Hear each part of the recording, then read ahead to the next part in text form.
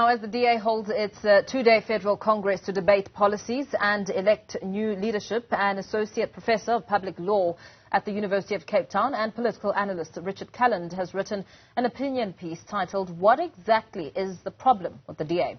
Now, in his piece, he states that the DA has proved to be an effective and resilient opposition party during 3 decades of ANC dominance. To elaborate further on his writing, Professor Richard Calland joins us now. Very good evening to you, Professor. Thank you so much for your time. Day one of the Congress, done and dusted.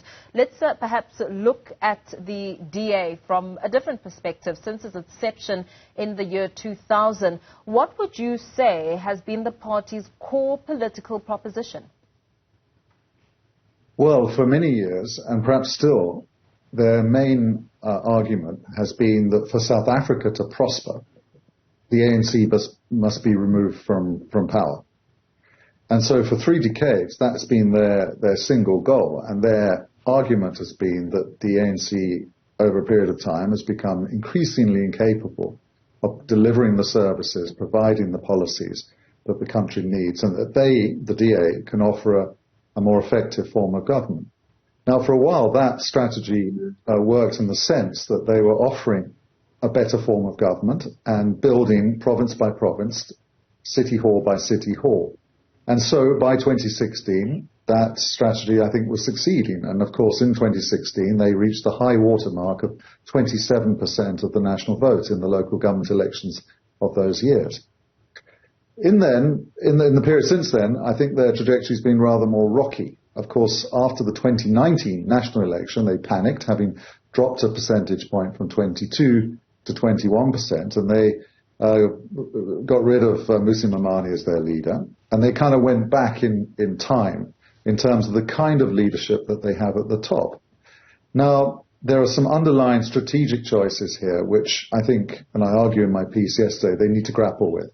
They need to decide, are they going to be a liberal party that has as its objective solidifying its base and playing a leadership role amongst opposition parties, or are they going to continue to try and win the big prize and grow and grow and grow, in which case they need eventually, of course, to win votes from the majority of the population, including black working class votes.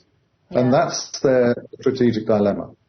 So in trying to put the DA's shortcomings into a broader perspective, like power and positions and the race dynamics, what kind of opportunity do you think this weekend's Federal Congress provides the DA, especially around the party's political strategy? Well, I think what's wrong with the DA, to answer that rhetorical question at the head of my column, I think what's wrong is that they don't have a clear strategy, political strategy. It seems to me that they are caught between those two positions. On the one hand, trying to solidify their base and serving their base, minority voters. On the other hand, trying to grow their support with the majority support. I don't think it's just about race. I don't think it's just the skin color of the leader. I think it's the brand and the messaging and the ethos and values that leader or set of leaders conveys. And I think perhaps on that level they will struggle. That's my own view. And that leadership may well be re-elected tomorrow. I think that's what most people expect. The underlying question for the Congress of the DA is to determine how that new leadership should lead. Not just who should lead, but how they should lead. And of course, even within the DA, there are different models of leadership. Here in the Cape, we have a Premier, Alan Winde, who, as I say in my piece, is calm, decent, and reasonable.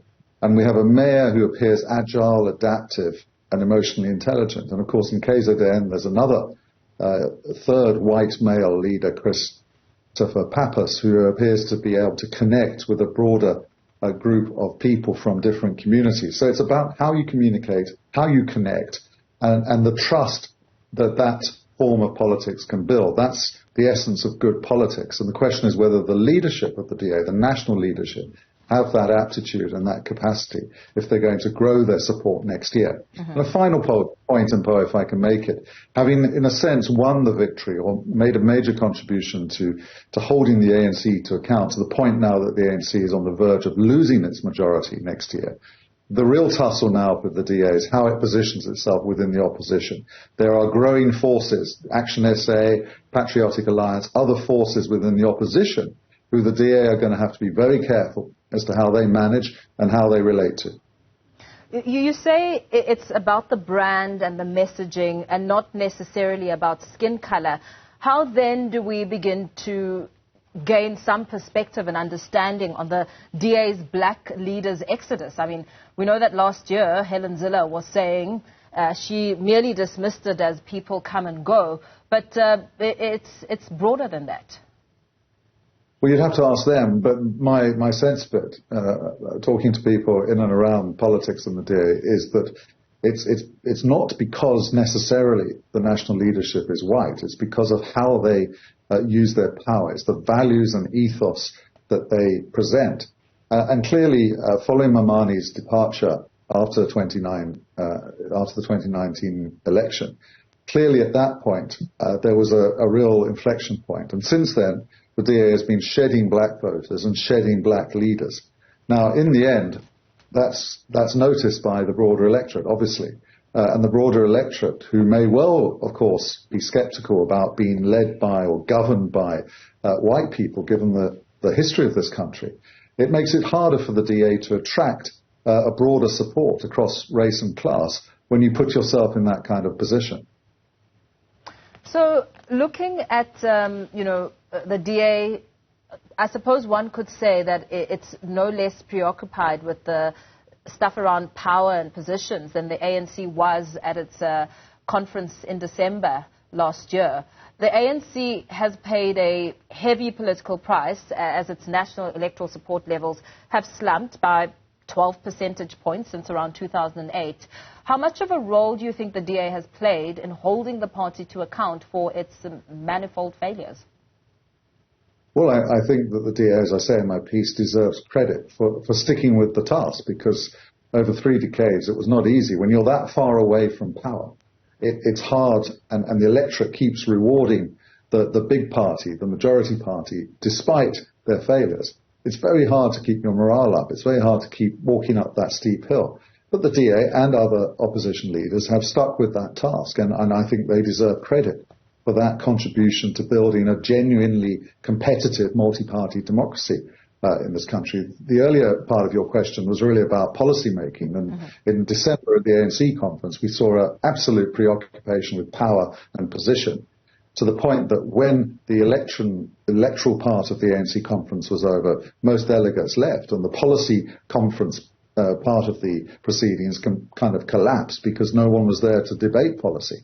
And it shows that, in a sense, the ANC no longer cares about policy and is no longer focused on delivering good new policy. It's run out of runway, it's run out of energy and ideas, I would suggest. Is the DA different? Does the DA care more about policy? Will it put enough energy and commitment into designing, coming up with policies that will be attractive across race and class in this country? Or will it simply say, we're better than the ANC, will govern better and deliver public service better? That may be a valuable thing to say. It may be a good political value proposition at a time when the lights are not on half the time, and when, of course, public services are crumbling in many parts of the country. It may be simply good enough for the DA to say, we are the people who can run government better than anyone else. So, as the sort of leadership race heats up, we heard today Dr. Mpho Phalatse comparing herself to former U.S. President Barack Obama and likening John Steenhuisen to former President Jacob Zuma. So with the writing pretty much on the wall around Dr. Phalatse, we know that John Steenhuisen has, for instance, garnered support from almost all provincial leaders, including Gauteng, where Phalatse's support base was expected to come from. What kind of candidate or support will it take for Steenhuisen to feel threatened as a leader as the leadership race heats up? Well, I think in terms of the next 24 hours, he's in a very strong position for the reasons you've just given. So I don't think the leadership debate is not a real debate as far as I can tell.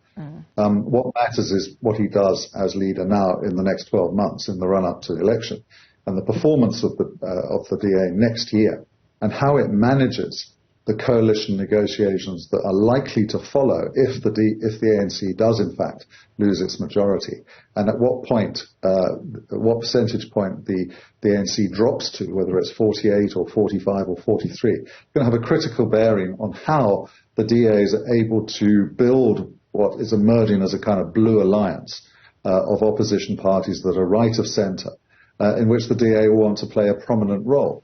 One of the scenarios, probably unlikely at this stage, is that alliance could put forward something that would build, if not a majority of votes in the National Assembly, then a plurality. In other words, the biggest bloc, sufficient even to elect the president. But that's a long way off. And what the new leadership elected tomorrow of the DA has got to, as I've said, wrestle with this underlying dilemma, this strategic dilemma, determine its course of action, its approach to that, and then set its leadership tone, messaging, and ability to connect with voters according to that strategy. How important do you think it will be for John Steenhuisen to prove that he can lead without the shadow of former leader Helen Zille hanging over him? Almost impossible, I would say. Zille's influence and power within the DA is I think, unquestioned. She is the power behind the throne. And she believes, with her very strong will and focus and commitment and energy, she believes that she is critical to the strong future for the DA. And so her influence is very, very significant. And I don't know to what extent they always think alike, but I think they are largely, the two of them, singing off the same hymn sheet. The question is it the right hymn sheet for the future of liberalism in this country and the future of the DA and multi-party democracy? Yeah. Very well. Thank you so much. Thanks for weighing in. Political analyst Professor Richard Calland speaking about the DA, as tomorrow is day 2 of the party's Congress.